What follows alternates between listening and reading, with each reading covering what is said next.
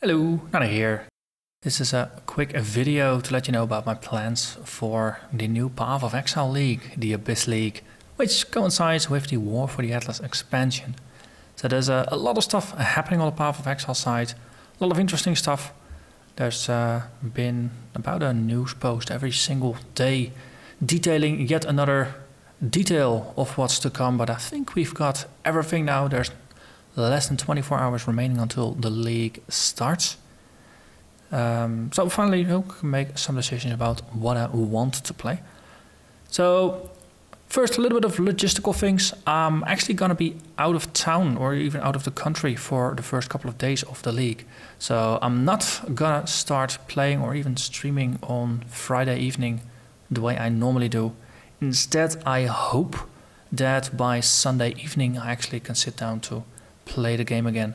So I'm gonna miss the first 2 days, which in my case also means I'll probably miss out on the initial server queues, I'll miss out on the initial game breaking bugs and all kinds of issues. So I'll be joining the game once it's nice and stable, so there's a hidden advantage to that. The information has been trickling out for a little bit, and the usual tools that we've been coming to rely on, like Path of Building, they have the skill tree in them, but the new skills are not yet. At least not the last time I checked. So theory crafting is a little bit more difficult this time.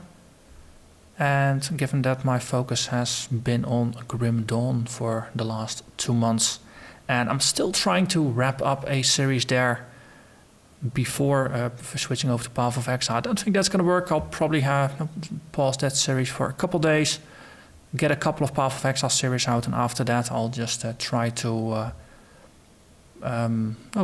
finish them side by side or finish the Grim Dawn stuff.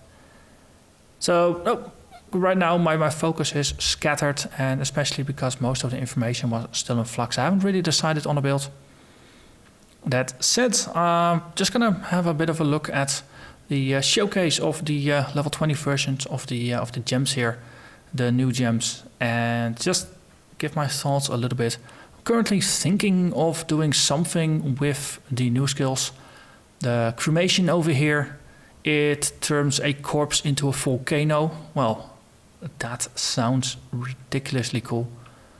Even have been thinking of maybe going for a Diablo 2 druid themed build, where we pick Cremation as a volcano, then summon raging spirits with maybe a raven skin as a summon raven, and maybe pick up some other things that are a bit druid like and see if we can do something fun with that. On the other hand, maybe should do a little bit more of a serious build and just embrace the corpse explodingness. Because, well, we got Cremation that turns corpses into volcanoes that spit out projectiles. We have Bodyswap, a movement skill that just reforms you out of a corpse somewhere else on the battlefield, and it explodes both you and the target corpse for some nice area damage. All dealing fire damage. The Cremation was fire damage, Bodyswap is fire damage. Let's see, we have Unearth, a projectile skill that summons a Bone Archer corpse where it lands, and it deals physical damage for all the enemies that it pierces. But you can use this to summon corpses, in addition to Desecrate, of course, which we have been using in the past. Desecrate has been bumped. It's now going to summon 5 corpses rather than 3, and I believe the cooldown went down a little bit, from 5 to 3 seconds, so it should be much more easily usable. So between Desecrate and Unearth, I think getting a nice stash of fresh corpses is not going to be an issue, and especially because Unearth, it also does physical damage, means you can possibly just even use it as a damage skill and then afterwards explode the corpses. Volatile Dead, this one also looks insanely cool. The replacement for the self-exploding enemies that were introduced, I think in 3.0, the replacement for the volatile. Well, we can now use it as a skill. We can actually explode a corpse dealing some splash damage, and then after that an orb gets summoned that is a heat-seeking that goes towards a nearby enemy and then does another explosion. I think this could be really cool as well, especially if you combine it with Unearth and Desecrate just to get a lot of corpses out. And then you use the Volatile Dead to just explode up to 3 corpses at a time, turn them into orbs to kill their bodies so they generate more corpses and you can just keep the cycle going. I think, no, but especially between Volatile Dead, maybe as a boss killer, and then using Cremation maybe more as an AoE skill for clearing mobs. I think there is some potential there for a build. Let's see, is there anything else that is corpse related? Good old Detonate Dead has been overhauled. It now deals a sizable amount of fire damage built in addition to just exploding some of the corpses maximum life. Well, should be a bit better. Might even be really good. I have no idea. But this is probably going to be one of those things that we'll just want to evaluate as well. So what I'm currently thinking of, most of these have a dexterity and intelligence component to them. So no, either going for a Fire Witch or maybe going for an Elemental Shadow. That's probably going to be in the best interest of what the gems require. Just ignoring everything else. That's now based on the requirements of the gems. That's probably going to be the best corner of the tree to set up. So once again, it feels like another missed opportunity, or another opportunity missing, not there, for going for a Templar or something, because I haven't actually played a Templar since 2015. And I've been looking for opportunities to just try and start Templars, but every time the new cool skills, they get added in the shadow side of the tree. So, well, it would be silly not to go there. Let's see, let's have a quick look at the other skills. So we have Storm Barrier here, which is a channeling support skill. I believe this is the very first channeling support skill if you ignore cast while channeling. And this one gives you a damage shield. Lightning and physical damage is reduced while you are channeling. It is similar to Arctic Armor? Yeah, Arctic Armor, which has a physical and fire damage reduction while you are standing still. So especially if you combine both, you get quite a nice amount of physical damage reduction, and you get a reduction to both the lightning and the fire damage that you take. So it's going to be cold and chaos that will be the elements that will do damage to you. And this will let you gain power charges. So if you combine it with some form of crit focus, that might be useful. Not listed here, but still mentioned, is Lightning Tendrils, the short range lightning channeling skill that was not a channeling skill.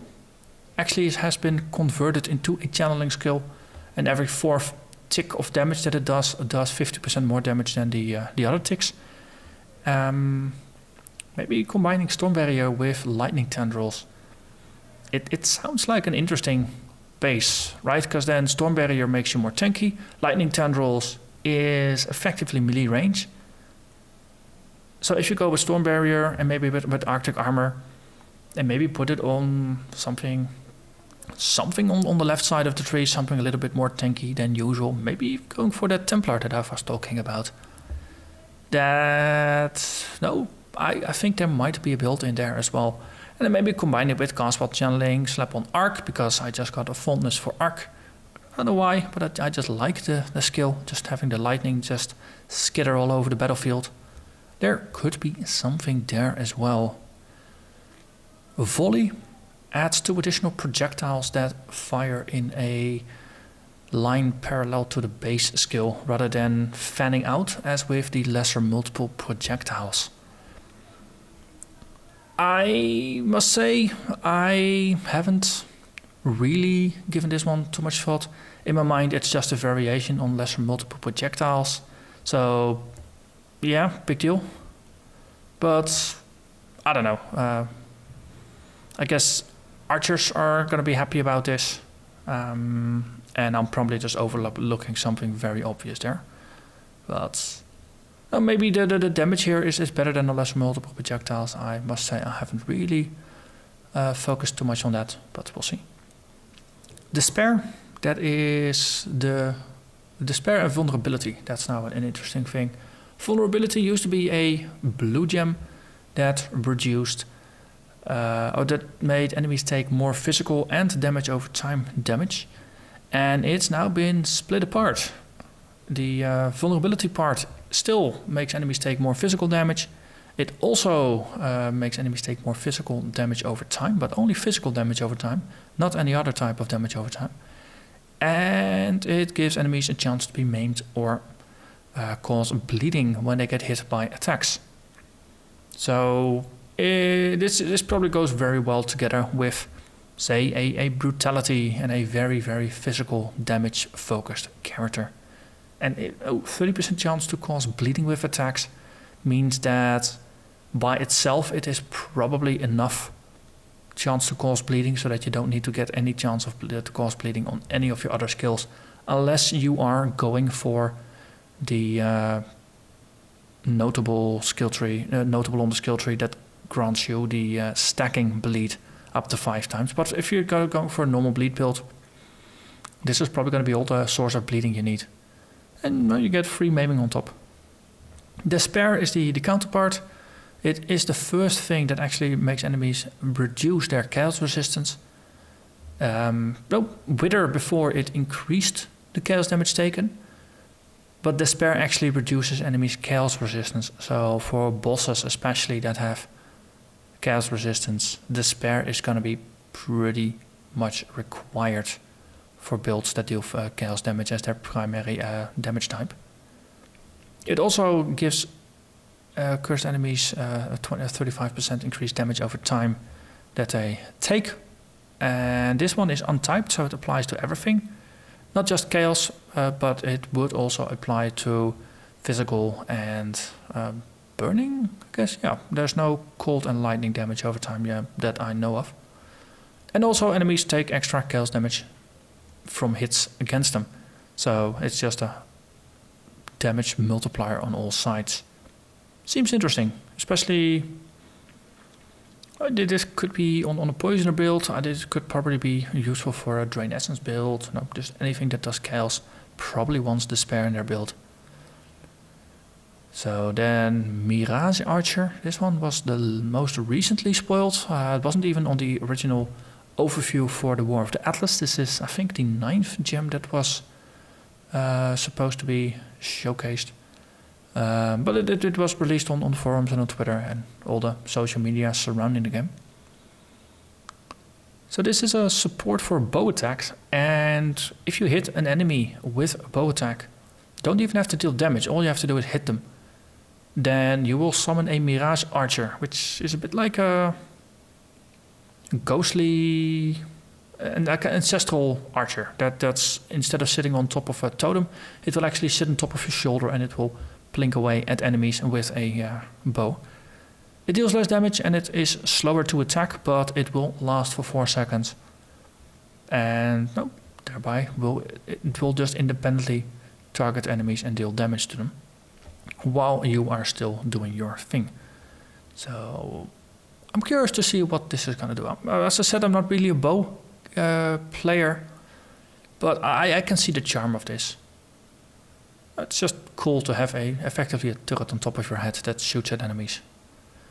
Then we have, speaking of Ancestral, we have Ancestral Call support, which seems like a bit of a variation on Multi-Strike. It supports a single target melee attack skill, and then whenever you use it to attack, you will cause it to attack 2 nearby enemies.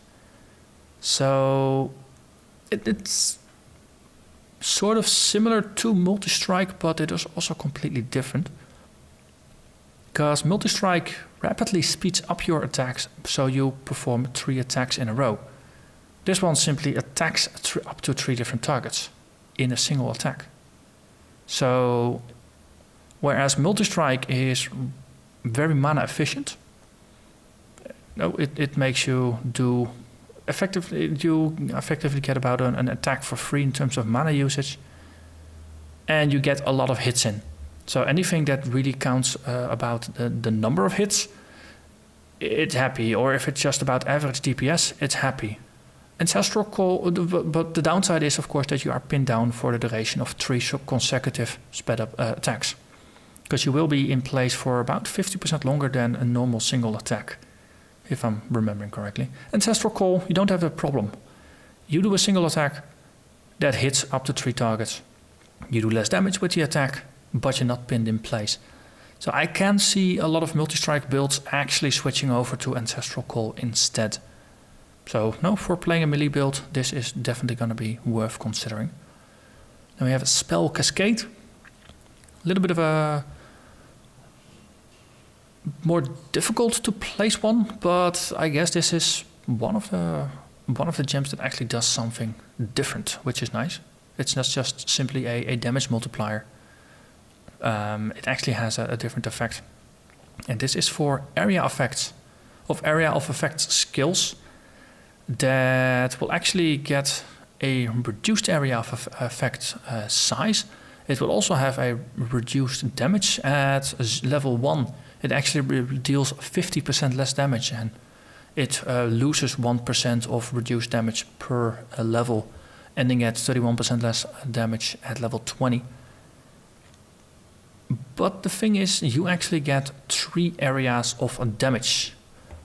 One before where you are casting, one in place where you are casting, and one after where you are casting. So this is for Bladefall, this is for Firestorm, I suppose. For things like that really target an area, you instead get 3 places, and it's almost like carpet bombing. No, just starting from your position and just flattening 3 places in a row with a single attack. So I can imagine this being really good for just clearing out groups of monsters, especially with the Abyss League, where you will have minions crawling out of an abyss in the floor, carpet bombing them with area skills seems like a useful thing. The fun thing is, of course, if you look back, things like Cremation, they are more projectile things. So I'm not quite sure if it's going to combine well with the Spell Cascade.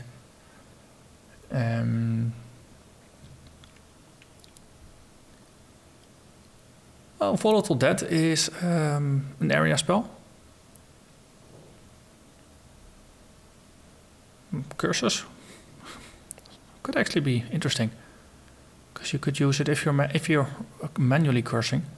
Then if you combine it with Spell Cascade, you actually would get 3 different curse areas from a single cast.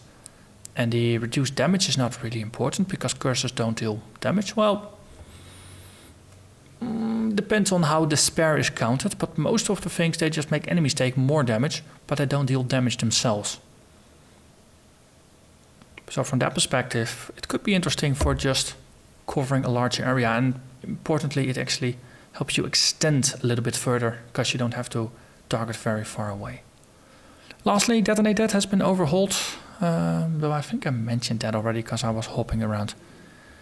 So for the Atlas, everything in the expansion seems to point towards the endgame. So we have the War for the Atlas. It's in the name. This is effectively the overhaul for the Atlas. We are getting 32 new maps, 2 of which are unique, so 30 of which are not going to be unique.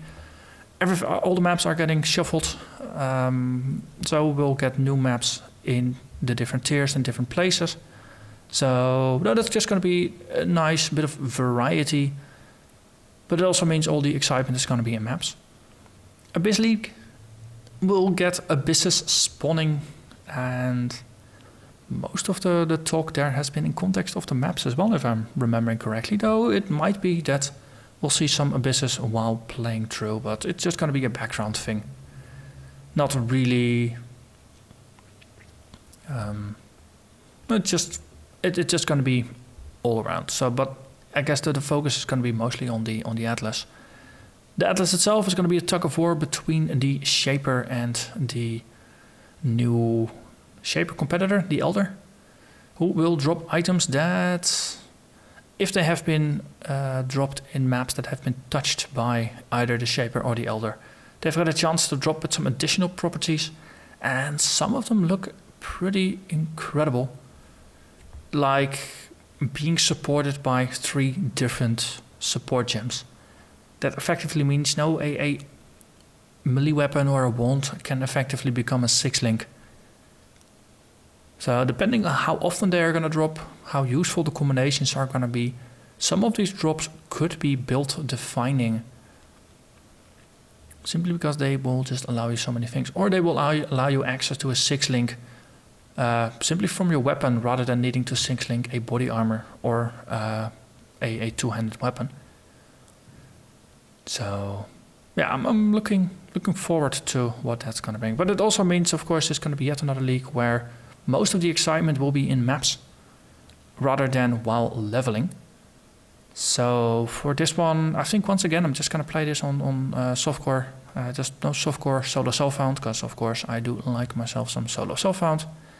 And as far as I understand, trade is only getting worse, especially now that someone open sourced a script whereby everyone and their neighbor can open up their private trade indexer. So from what I understand, devs are scrambling like mad to do something against that, to make sure the trade servers are not going to completely die. But I think I'll just play solo self-found, enjoy that, and don't get any of the downsides from the trade stuff. But now, as I said, I won't start until I'm back on probably Sunday evening.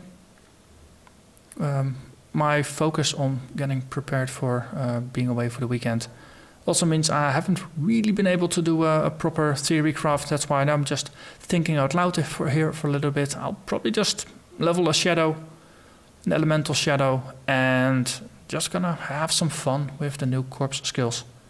And we'll just take it from there. Most of the time, no builds do evolve as they go. And I think in this case, it's gonna be fun. Most of the skills actually are pretty low level. You can't see it here, but I think with the exception, I think Cremation is level 28 skill, and all the other ones are either level 4. Yes, most of the supports here are level 4 skills, and things like Unearth and Bodyswap are level 10. So it won't be too long. No, end of Act 1 for most of the skills, and then Cremation is going to be level 28, so that's going to be the middle of Act 3 after defeating General Graphices. And then I'll have a pretty good idea whether these new skills are fun to play, if they synergize well, and what the build, what demands they might put on the build. Now, focusing on fire damage seems like a useful thing. Most of these mention that the corpse explosions are not modified by spell damage. Still, their area, their fire, I'm assuming if you boost area and fire damage and not focus too much on spell damage, then we're probably gonna get a bonus to the damage. Oh, reducing enemies' resistance to fire is probably gonna be useful, so no flammability curse might be useful. Maybe even dual cursing with elemental weakness, just to increase the amount of damage taken. But outside of that, this is gonna be probably gonna be a league where initially I'm just gonna take it easy, just gonna enjoy the new skills. Of course, it's gonna be a full let's play, but I'm just gonna enjoy the skills, not plan too far ahead, and once we've actually been able to play with these new skills and evaluate them, that's the point where I'll probably get a little bit more serious about planning the build and seeing where we're gonna go. But no, by that time, we will be about a week further than that. So for now, I'm gonna thank you very much for watching, and I hope to see you in the Abyss League. Bye bye.